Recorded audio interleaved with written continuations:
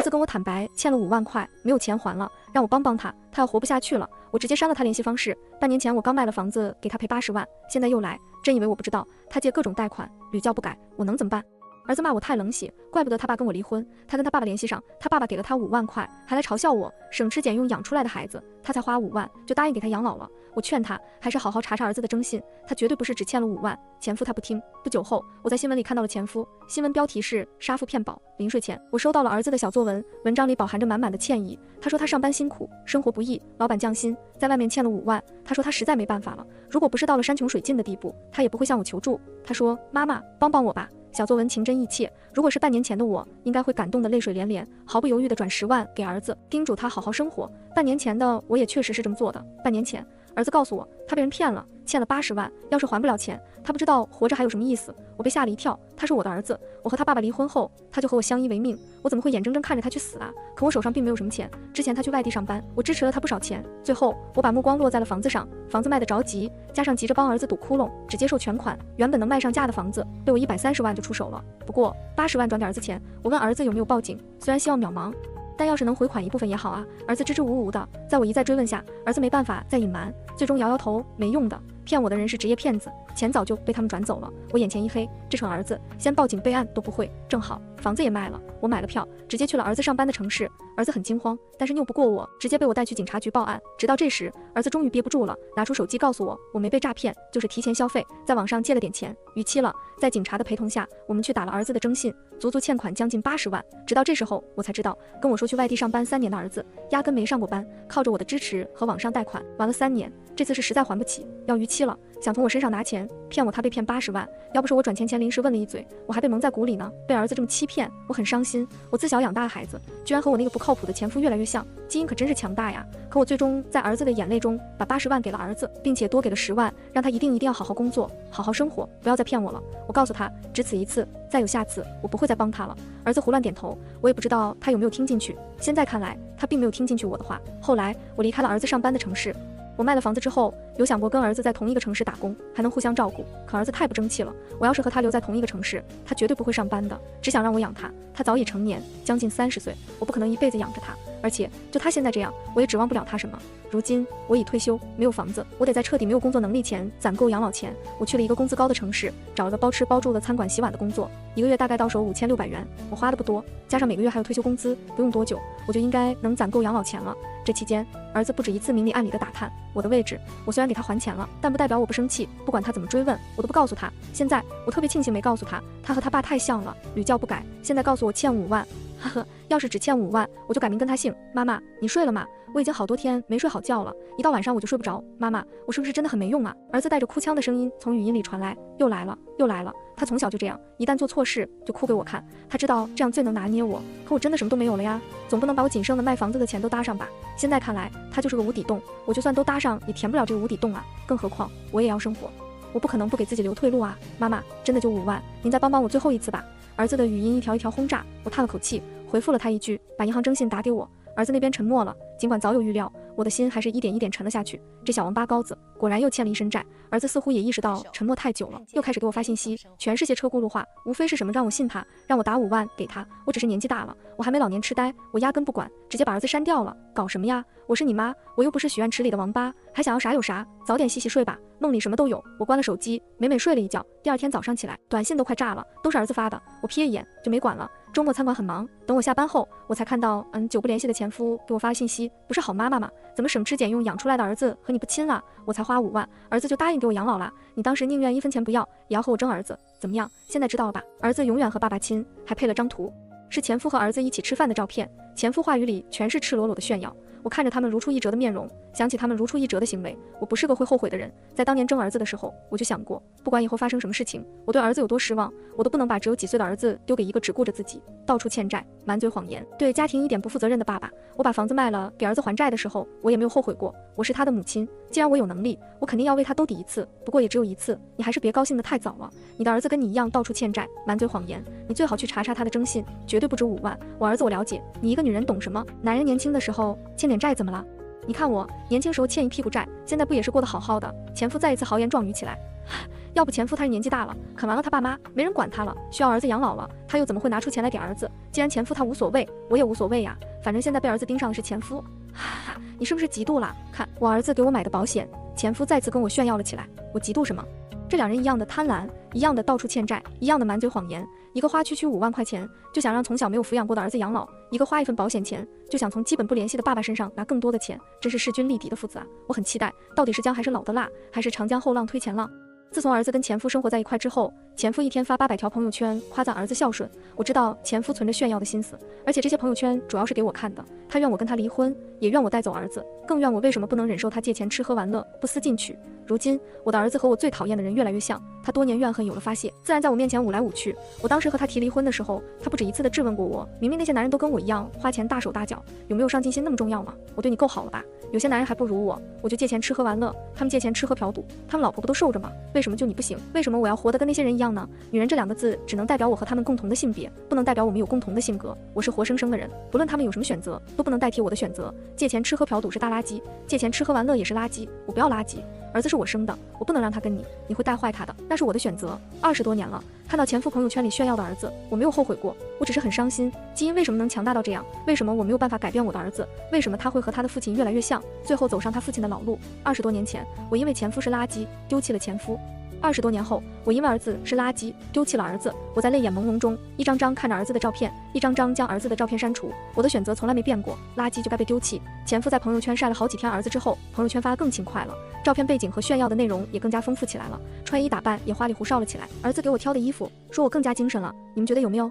配图是他穿多款新衣服的照片，我眼尖一眼就瞅见了他身上吊牌都没拆，这是儿子的老套路了。以前儿子也给我买过衣服，是网上买的，他让我试试合不合身，我试穿之后觉得很好，就想拆了吊牌洗一洗衣服，然后儿子拦住了我，别拆啊，你先穿几天，把吊牌藏好，我到时候再给你买新的，你这件就能7天无理由退货的，怎么样？1分钱都不用花就能穿新衣服，我孝顺吧。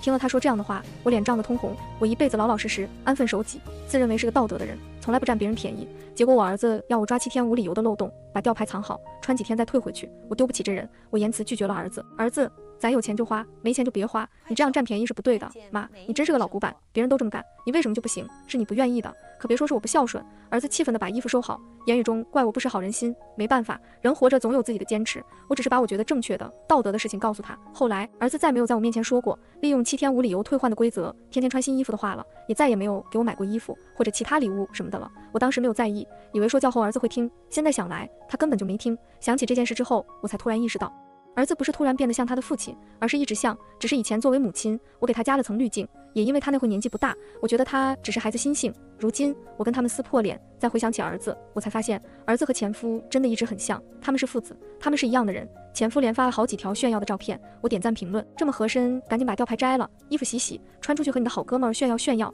然后前夫炫耀新衣服的文案和照片秒删，前夫秒删文案和视频的下一秒就给我发了微信，你故意落我面子是不是？你那评论什么意思啊？不就是我现在过得比你好，你嫉妒我，要在共同好友面前毁掉我是吧？没有，我在提醒你，装13的时候小心一点，别把马脚露出来，这么明显的吊牌人家肯定看见了呀，指不定躲手机后面偷偷笑话你呢，不是害怕被笑话吗？我偏要告诉他，他装得太低级，惹人发笑。前夫一如既往的发朋友圈，但是把吊牌藏得可严实了。前夫带着儿子和他的狐朋狗友们见面，朋友圈里那是顿顿下馆子。就在这些照片里，儿子的笑容越来越多，神态也越发轻松。我养了20多年的儿子，我当然知道他现在有多放松。明明他还欠了一屁股债，终于在一个平凡的晚上，前夫哐发信息给我，你养的什么小兔崽子，居然坑老子和兄弟们的钱，他居然撺掇我，让我给他贷款，我把爸妈留给我的小房子都给抵押了，那小兔崽子居然还把我和兄弟们灌醉，让我们扫码帮他网上借钱，借完钱还把软件删除了，还套出我们的密码，把钱转到他的账户，全都卷走了，1分钱没留啊！我说怎么这么大方，请我们吃香的喝辣的，原来钱都出在我们身上啊！你怎么教育孩子的？前夫在另一头急得跳脚，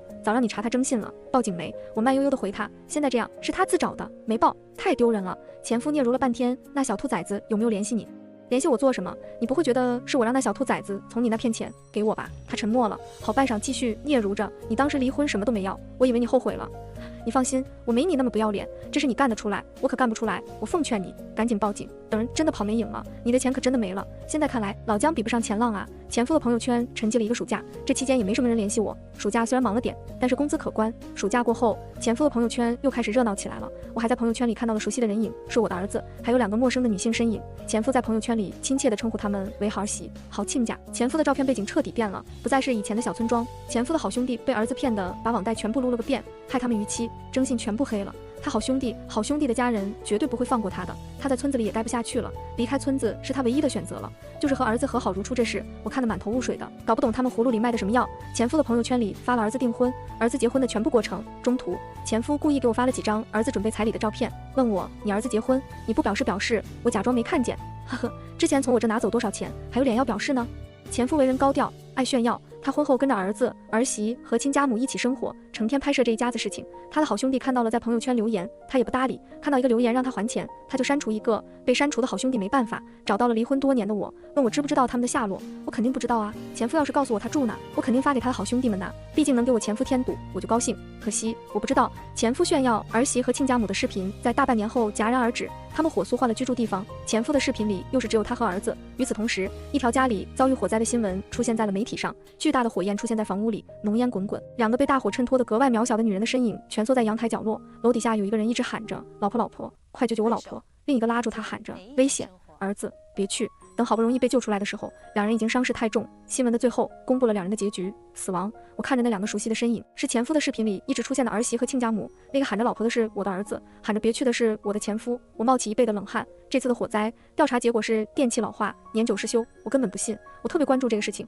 一整晚都在关注这个事情。我还看到有人采访儿子，问他们事发时他们为什么不在家，儿子说是老婆怀孕想吃草莓，这附近普通水果店没有，要去很远的地方，前夫就带着儿子一块去，没想到会出意外。前夫也是这么回答的。2个人的采访讲话滴水不漏，我越看越心惊，手都在抖，连干活都心不在焉的。这俩杀人犯，我是真的害怕他们来找我，把我也处理了。我更加关注前夫了，不但关注朋友圈，社交账号我也关注。最后我发现前夫的 IP 地址变得和我这里一样，怎么办？救救我，救救我！最终我跟老板辞了职，火速从那个城市跑了。虽然钱才攒了一点，但我省着点也够用了。我跑了没半个月，老板给我发信息，有2个男人自称是你老公和儿子，拿着你的照片问我们有没有看过你。我的心脏砰砰跳，还好我跑得快。我看他俩怪凶神恶煞的，你也没提过你有老公儿子，我就说没见过你。谢谢老板，他们是我的前夫和儿子，他们在外面欠了一屁股债，我帮他们还了债之后，他们还是欠了一屁股债。行，你平时就在后厨洗碗，也不和别的店的人交流，除了我们店，被人也不认识你。我跟店里都说了，谁问见没见过你，都说不认识你，你自己照顾好自己吧。谢谢老板。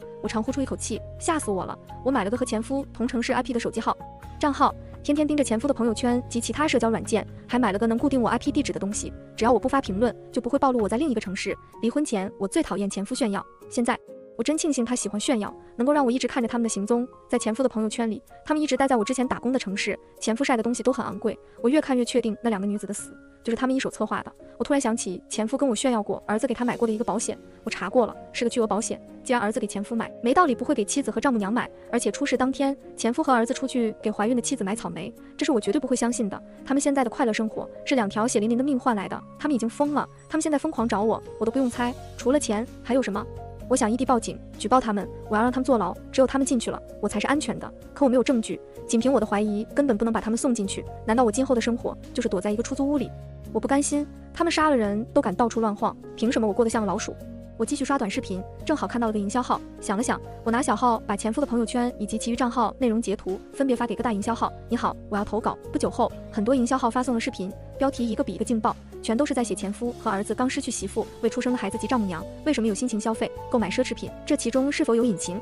有营销号下场，很多偶遇他们的人纷纷放出在商场、餐厅以及娱乐场所看到他们的照片。被儿子骗钱的那些前夫的好兄弟们也下场了，表示知道前夫和儿子欠了一屁股债。被质疑之后，前夫低调了许多，朋友圈也没发了。不过不要紧，我看网友发的信息也是一样的，可惜只是质疑，根本没有实质性证据。俩花钱大手大脚的人很快就把钱花完了。我看到前夫和儿子准备开直播了，刚开播就被网友举报掉了，网友还把他们俩截图了，骂他们吸血。他俩的文案一个是火灾中失去了可爱的孩子、漂亮的妻子、很好的丈母娘，愿天堂没有火灾，你长眠我长念。另一个是火灾中失去了可爱的孙子、漂亮的儿媳妇、很好的亲家母，愿天堂没有火灾，你长眠我长念。呸，2个人渣，2个人没有钱花之后，在网友的照片中憔悴了不少。又是一年暑假，又是一场浓烟滚滚，这次屋里的是前夫，屋外的是儿子，他哭得声嘶力竭，喊着爸爸。步子却没有往外迈一步。我看着直播，儿子的眼里有泪，却没有悲伤。他盯着屋子，似乎很笃定屋子里的人出不来。他在他的妻子和丈母娘身上尝到了甜头，如今同样的手段使在了他的爸爸身上。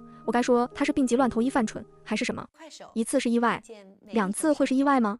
这次希望他露出马脚，烟雾越来越大，儿子眼里满是志在必得。突然浓烟中窜出来一个人影，赵志，你烧死你妻子，你丈母娘还不够，你居然要烧死我！警察，我儿子赵志是杀人犯。前夫一边被火烧，一边沙哑着声音喊，可惜赵志太狠了，前夫拼着全力喊了话，彻底脱力倒下，哪怕跑到了阳台，也逃不脱被火烧。赵志是存心要杀死前夫，消防员最终灭了火，救援难度大，前夫体力又差，还被儿子灌了不知道什么药，最终前夫还是没了。随着火灾的结束，杀父骗保、杀妻骗保等词条出现在了网络上。因为前夫的话，警察最终找到了证据，赵志策划放火杀害了3个人，还有一个未出生的孩子，手段残忍，造成的损失极大，最终被判死刑。死刑前，赵志申请见我，我想了想，还是去见了他。赵志憔悴了许多，他还没有35，但整个人头发都白了许多。其实我不知道说什么，想了想，我也不知道怎么回事，脱口就问，你说让我转5万给你的时候，你到底欠多少钱？150万。他晦涩开口，嗷，我点点头，脑子很乱，一边有点庆幸我没搭理他，一边又在算我今生的存款，最后得出结论，我没这么多钱。哎，